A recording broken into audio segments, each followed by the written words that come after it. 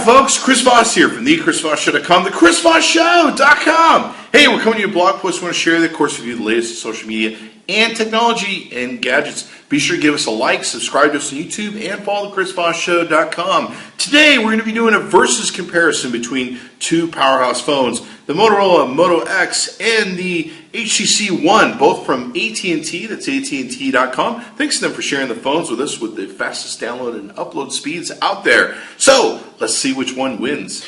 Okay, so what we're going to be doing is reviewing these two phones today. We're going to be doing just benchmarks only, so we're going to get into this and just read the benchmarks. Be sure to look at the other videos we have, where we've reviewed the camera separately, and we've also done full comparison videos you can find on these two phones. Okay, so here we've run the Geekbench 2 scores, where we've got scores on the Moto X of 2064 versus 2409. We're going to be also running the Geekbench 3 scoring system here to take a look at. You can see some of the breakdowns of some of the numbers here, etc., how they work.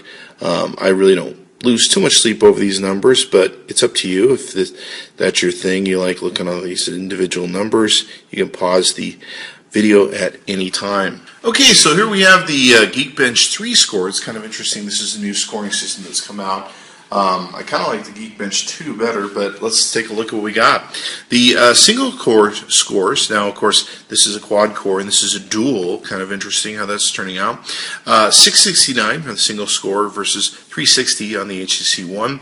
1184 multi-score on the Moto X versus 1049 on the HTC One.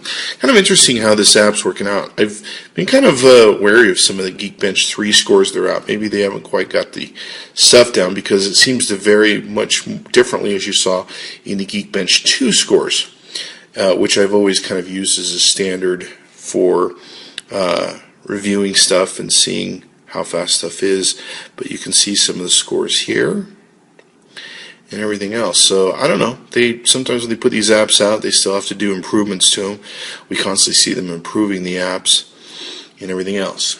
Okay, so here we have the new AT&T benchmark app. This just recently came out with a major update that they've put out. So this is pretty interesting. It's got some different colors and setups to it. So you can see here that with the Moto X, we came in with a score of 21,217 versus 25,402 for the HTC One.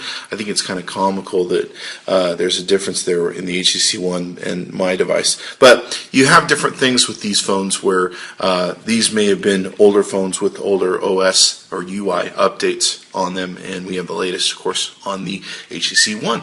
Interesting. Here we have another surprising score, considering the HTC One is a quad-core processor. The 3D Mark app that we're using for this on the Ice Storm score took and scored 11,524 versus 10,498 on the HTC One. So the Moto X here outperforming it. Okay, so now we're doing a test with the Display Tester app you found on the App Store, and I gotta tell you, the HTC One has got huge amounts of pixels and etc., all that good stuff, but the Moto X, if you can't see it through the screen, has a much richer greens, yellow, reds, blues, all that sort of good stuff. Much richer green, just the green alone, it just looks rich. Where the green on the HTC One looks a little blown out. So I got to tell you, once again, I'm impressed with the screen on the Moto X. I've been saying this for a while too. I actually really like the screen and video on the Moto X. So they did a good job, especially considering it's not as big and complex with more pixels as the HTC One, but maybe less is more.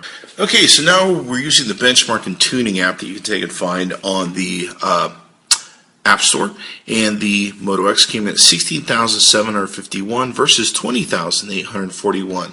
You can see some of the breakdowns of both these devices.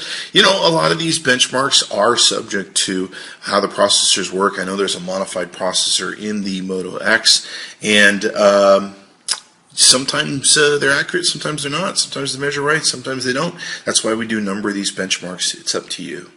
Okay, so here we're taking and using the CF Bench version Pro 1.3, and in the Moto X and the HTC One. We'll page down through some of these numbers.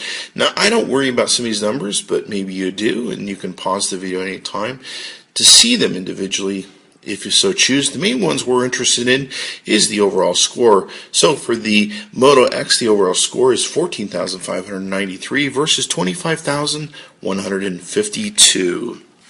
Okay, so here we're doing the billion counter app test. What this does is test how well the processor can count to a billion. Fairly simple and easy task, you would think. In this case, the Moto X did it in 11.29 seconds, and the HTC One did it in 23.985 seconds. Kind of interesting that way, huh? Okay, so here what we're reviewing is the GPS app, basically doing a GPS test. We're testing how many satellites the GPS in the phone can take and pick up, and how well it can figure out where it's at on the planet. Currently, right now, we're both picking up about 18 to 19 in-view GPS satellites. You can see them around the world there. And in use is 11, it seems, on both phones, and it's coming to an accuracy of about 30 feet. This varies, of course, in time of day. It can usually get down to about 10 feet.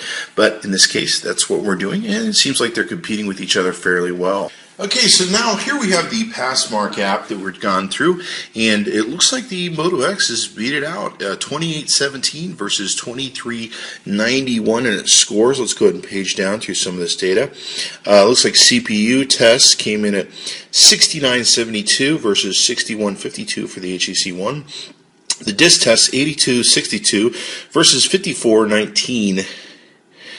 And memory tests 3329 versus 2171. 2D graphics test 2949 versus 1456. This is pretty amazing stuff here. And 3D graphics test 978 on the HTC One over here versus Moto X 817. How about them apples?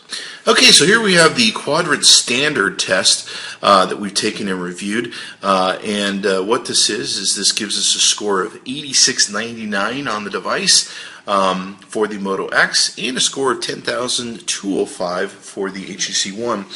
You can see the individual scores right here. Here we have the Vellamo scores on both these devices, the Vellamo app. This tests HTML5, browser, all this sort of good stuff. The score on the Moto X is 24,440 versus 2418 on the HTC One, and on the Metal score 772 versus 761 on the HTC One. Okay, so here we've done the GFX Bench 2.7.2 test. This is a test that pretty much has been taken and revamped from the original GL benchmark test. So you can see here we scored 903 frames at 16 frames per second in our test versus the HTC One 822, 15 frames per second, and against the Moto X 1484 frames at 26 frames per second in the on-screen test, and conversely, on the HTC One, 806 frames at 14 frames per second. Here we have the RL Benchmark SQLite performance scores. This basically runs a series of tests throughout this thing, and the main thing we're looking for is the bottom base speed here. And of course, the lowest speed is the better. Overall, it did all these different things in 28.645 seconds of the Moto X, 21.826 seconds with the HTC One.